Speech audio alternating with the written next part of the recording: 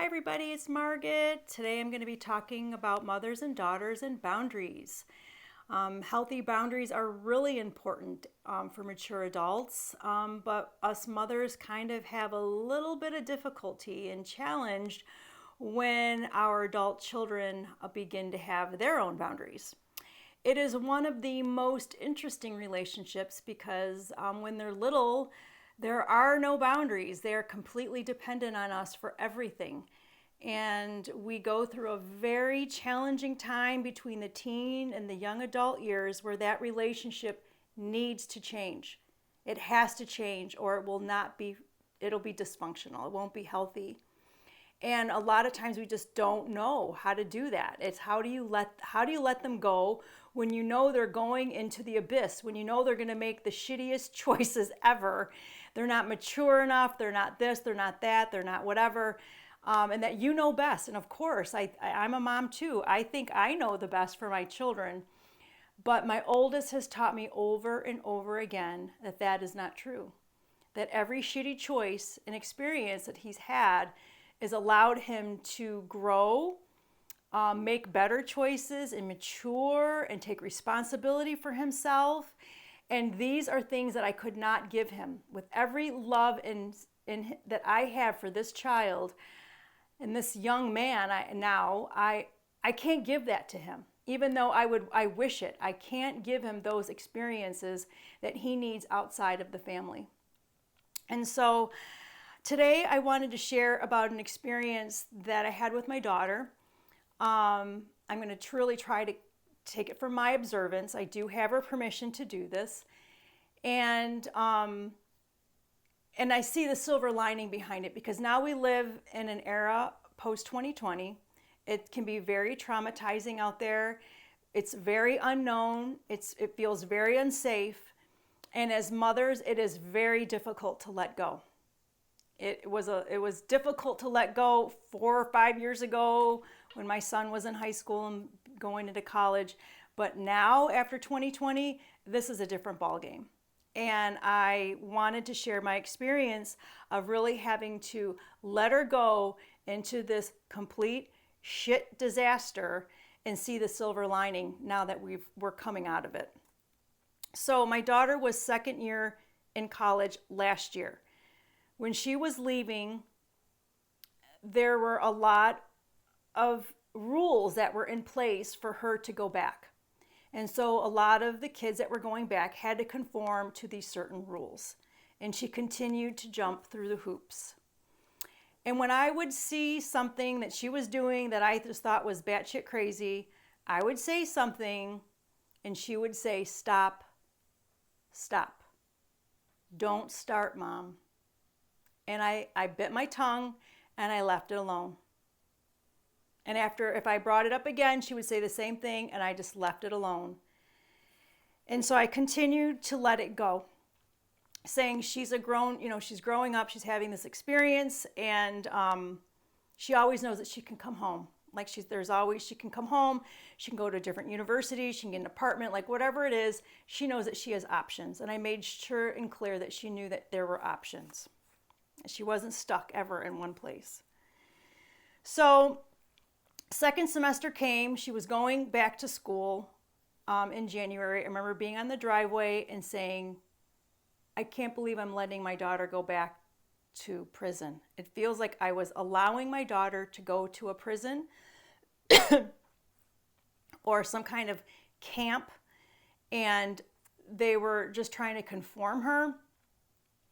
And it just didn't, I just feel like she was an anxious person. And how I saw her is that she was becoming farther and farther and farther away from who she really was.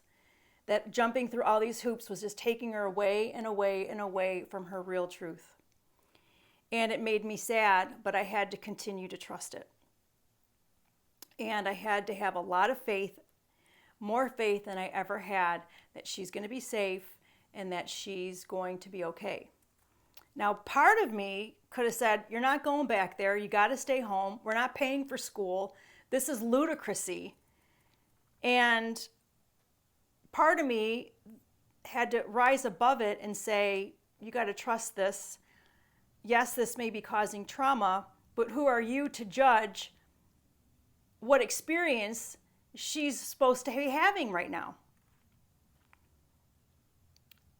And then I would go back to the mama bear and just want to tear everybody's eyes out and scream. And then I would have to go back to say, like, who am I to judge this? So, and when I was up in this judging place, the last thing I wanted to do was take her home and against her will, and then have resentment toward me and lose distrust toward me, and resentment and blame and all of that. So I continued to trust it all. She came home. She had lost weight. She was thin. She lost appetite. She was isolating herself. She was highly anxious. She was exhausted. And very short after, she had gotten a email from her institution that she was attending saying that you need to get something. We didn't get a letter saying to exempt you from this, even though she had one on file. So you're going to have to do something. You're going to have to jump through one more hoop to stay at the university. Or you may be thinking about a gap year or transferring because maybe you're not in alignment with us anymore. That was like taking a dagger and literally stabbing her in the heart. That was like the nail in the coffin. There is nothing that I could have done to heal this one. I can't save her now. Like she was going through huge ego death now. And we were witnessing it all summer. She had lost everything. She lost her identity. She lost her friends. She had lost her dreams. She had lost her goals. She had lost everything that she knows and loved. And she was literally just having an ego death. We got her the support that she needed. We loved her up. And part of me wanted everyone to pay for this. And the other part of me was grateful for this. And the other part of me was just fucking confused and not knowing what to do. So it was a bumpy road. I really wanted to save her. There was not a big enough Band-Aid this time to put over that to make it feel better. But I continued to trust it and pray and trust and pray. We are going through so much as moms. And the silver lining is that 4 months later, she is out of this cloud of shit. She shows more self-love to herself than I've ever seen, ever, and is teaching me how to do the same. She's more confident. She's powerful. She's creating a new life that is aligned with her beliefs. And when I asked her what you learned from this, and she said, I'm in control of my life now. People are aligning with her. She's making new friends that are becoming a tribe that she never has had before. Has never been so easy to have these kind of people in her life. And if I would have kept her home because of my own fears, of my comfort, of my beliefs, my filters, and my shit, and not have allowed her to have that experience that she really, really wanted, we would not be in this place right now. I just wouldn't. I wouldn't have this daughter that is so fucking on top of the world if I did not let her go and have that experience in this shitty world that we live in. And I don't know what's going to come from this, just like you don't know what's going to come from your children from these experiences. But what if they're going to be fighting for rights? What if they're going to create something that we can't even imagine because of this experience? What if they're going to live their truth and, I don't know, find cures and help love the planet? It's everything is unknown, but it's also everything is possible. So I know this is a hard time to let go of our children, especially our teenagers and our young adults, because some of the choices out there may not align. But I wanted to share this video that there may be a silver lining there. It may take 4 months, 4 years, 40, I don't know.